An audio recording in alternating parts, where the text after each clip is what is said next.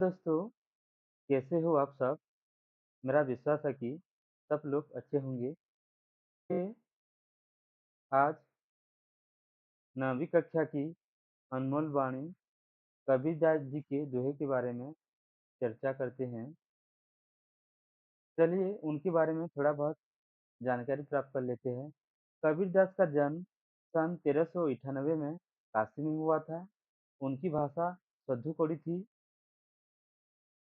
साखी शब्द यानी साक्षी का अपभ्रंश रूप है। यह शब्द ज्ञान और अनुभूति का प्रतीक है, जो कि कबीर जी के दोहे में देखने को मिलता है।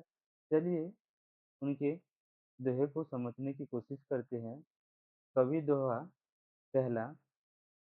मनुष्य जन्म दुर्लभ है, देह न बारंबार, तरबर थे फल झड़ी पड़िया, बहुरी न लागे डार। इसमें से कठिन शब्द के कुछ अर्थ दिया गया है, लिखा गया है। कॉपी में देखकर लिख लीजिएगा भावार्थ। चलिए इस दोहे का भावार्थ समझने की कोशिश करते हैं। संसार में मनुष्य का जन्म दुर्लभ होता है। मनुष्य की देह या शरीर बार बार नहीं मिलता। वृक्ष से फल एक बार झड़ जाने के बाद यह पुनः उस पेड़ की डाली पर लग नहीं सकता। कबीरदास का कहना है कि संसार में मनुष्य जन्म लेना दुर्लभ है। उसकी शरीर या मनुष्य की शरीर या देह बार बार मिल नहीं सकता। जैसे कि पेड़ पर लगा हुआ फल या पत्ता गिर जाने के बाद पुनः उस डाली पर या उस पेड़ पर नहीं लग सकता। ठीक उसी प्रकार मनुष्य अगर मृत्युवरण करता है तो वह पुनः जन्म नहीं ले सकता। तो कबीरदास का कहना है कि मानव को समस्त सांसारिक विषय वासना को त्याग करना चाहिए।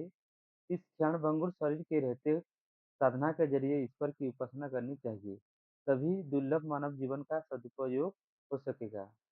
तो कबीरदास का कहना है सभी विलास व्यसन जीवन को या सांसारिक विषय वासनाओं को त्याग कर हमें ईश्वर की उपासना करना ईश्वर की उपासना करनी चाहिए, जिससे मानव जीवन का सदुपयोग हो सकेगा। चलिए कबीर दोहा दो को समझने की कोशिश करते हैं। सोना सज्जन साधु जन टूटी जुड़े सो बार, दुर्जन कुम्हार के एके धक्का दरार। इसमें कुछ कठिन शब्द है जो उसका अर्थ लिखा गया है, अपनी कॉपी में लिख लीजिएगा।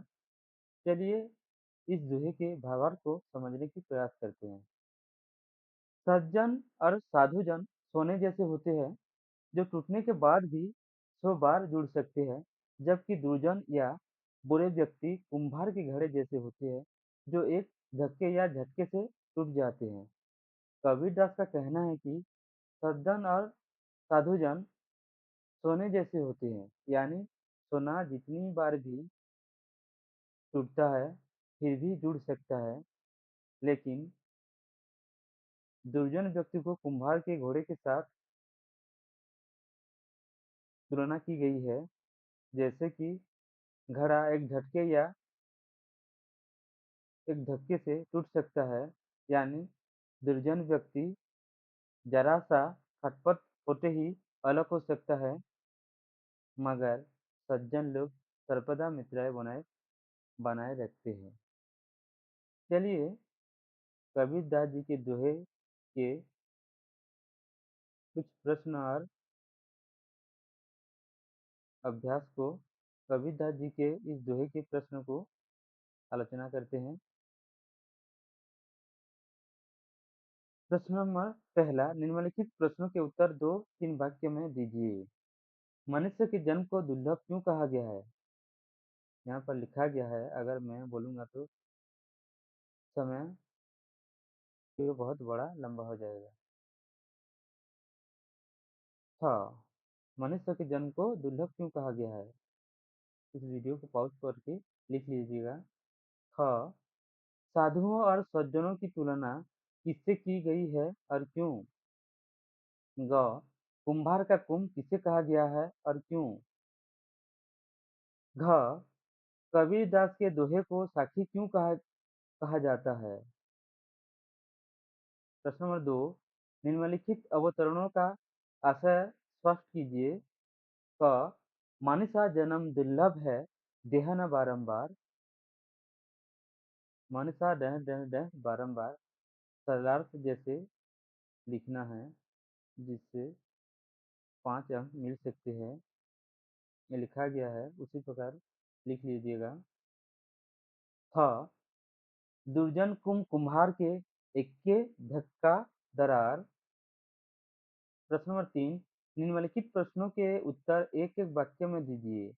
किसके जन्म को दुर्लभ कहा गया है? मनुष्य। ख, कौन कौन टूट जाने के बाद भी जुड़ सकते हैं? साधु और सज्जन। 4, निम्नलिखित प्रश्न के उत्तर एक एक शब्द में दीजिए। क्या बार बार नहीं मिलता? मनुष्य जन्म। ख, सज्जनों की तुलना किससे की गई है? सोने से। ग, कुम्हार का कुंभ किसे कहा गया है? दुर्जन व्यक्ति को। भाषा ज्ञान। प्रश्न नंबर पहला, नीचे कुछ शब्द दिए जा रहे हैं, जिनका मूल रूप लिखिए जो आप समझते हैं। मनुष्य, मनुष्य। जुड़े, जुड़ जाना। बहुरी, पुनः। धक्का, धक्का।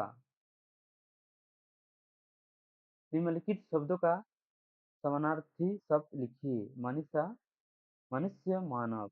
देह, शरीर, काया। सरोवर, पेड़, वृक्ष। सोना, स्वर्ण, कांचन। कुंभ, घड़ा, मटका।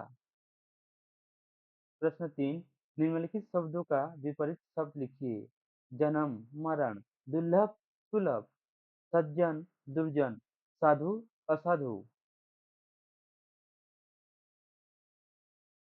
चौथा, निम्नलिखित वाक्यों के रिक्त स्थानों की पूर्ति कीजिए। मनुष्य का जन्म डैश है, देह न बारंबार। दुर्लभ है, देह न बारंबार। छ, डैश सज्जन साधु जन, डैश सो बार। सुना, सज्जन साधु जन जुड़े सो बार। ग, दुर्जन डैश के एक्के धक्का डैश। दुर्जन कुम्हार के एक्के धक्का दरार। अगर वीडियो अच्छा लगा तो लाइक, शेयर और कमेंट करना ना भूलिएगा। Thank you for watching.